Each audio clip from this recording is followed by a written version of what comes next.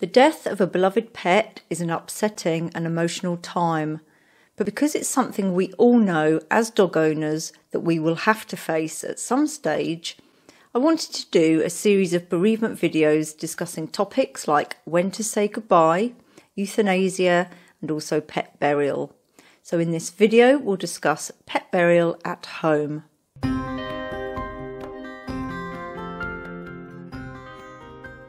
There are a number of things to consider before burying your dog in the garden, from whether you can legally do it to exactly how it should be done, the specifics of the grave site and dealing with your pet's body.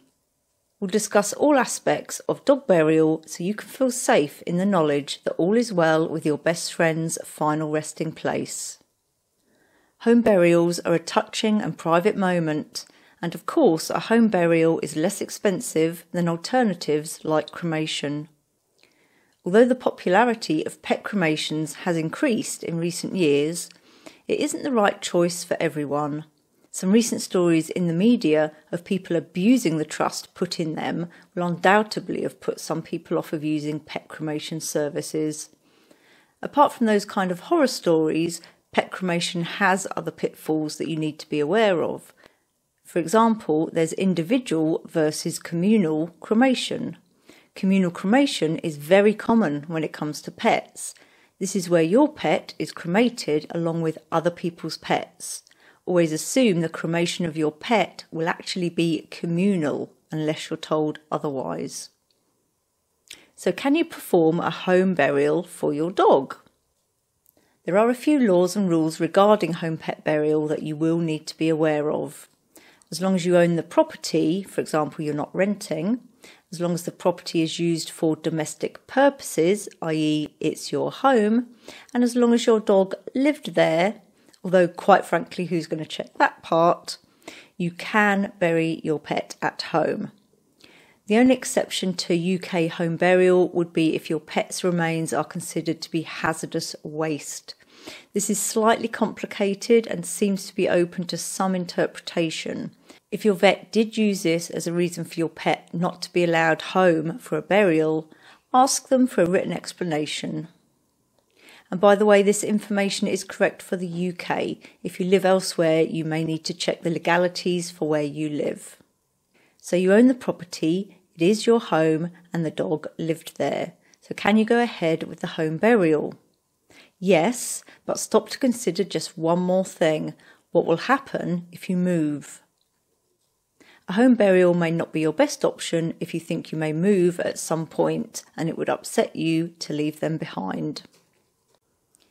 If your pet passed away at home, it's a good idea to hold a wake. Holding a wake came from the very sensible need to know if a person was really deceased before burying them. The person would be laid out and literally left for a while to see if they would wake up. It seems strange to us now, but if you are at home with a dying pet, it's not necessarily obvious when they have passed away. A vet will listen to their heart with a stethoscope and will discreetly check for your pet's vital signs. But as owners at home, how can we be sure? I know it's another dreadful thing to have to think about, but you do need to be sure of your pet's passing before you bury or refrigerate the body. Here are some signs of death to check for. Check for a pulse or a heartbeat. Place 2 fingers, be careful not to use your thumb, you must use your fingers, lightly on the dog's chest, between the front legs or inside the back legs where the back leg joins the body. You can also watch and listen for signs of breathing. You can check the colour of your dog's gums. They're usually pink when the dog is alive. Finally, cooling of the body and the start of rigor mortis, where the body becomes stiff, is a sure sign of death. Don't be afraid of making sure of death. It is important. You may even want to call your vet and explain that you would like help determining the death of your pet. You don't have to rush to put your dog into the ground immediately after they have passed. I personally love to spend a few hours with my dogs after they've passed away.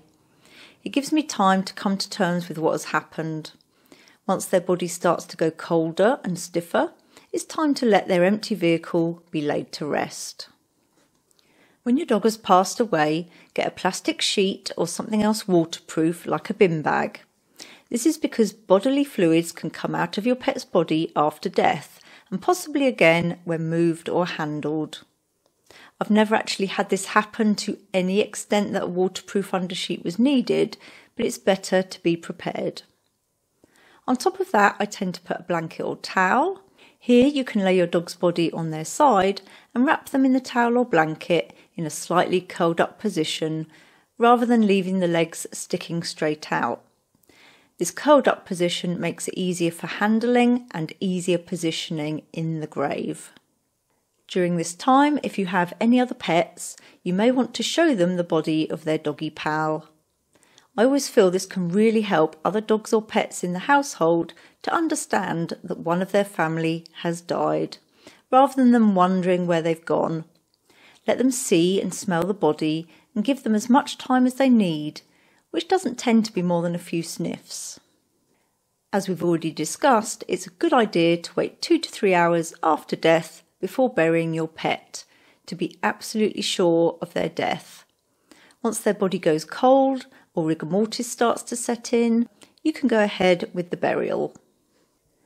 Sometimes the burial can't take place right away. Maybe you're waiting for a family member to come home or for a coffin to arrive. If this is the case, it might be an idea to ask your vet if you can use space in their mortuary refrigerator. If that's not possible, or if the wait is only for a little while, a cool dark basement or similar place will suffice. Now we will talk about your pet's grave site. Select the position of the grave carefully. Choose a place that's unlikely to be excavated in the future. Don't choose a site for the grave that is boggy or at risk of flooding. Also keep the grave site away from water sources such as wells, ponds and streams. Also take care not to disrupt any underground pipes or cables.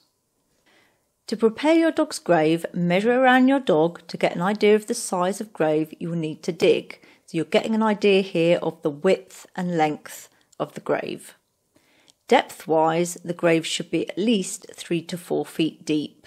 This is for health reasons and also to safeguard against scavengers or other pets digging up the grave area, or even rain that may wash away topsoil and uncover the grave.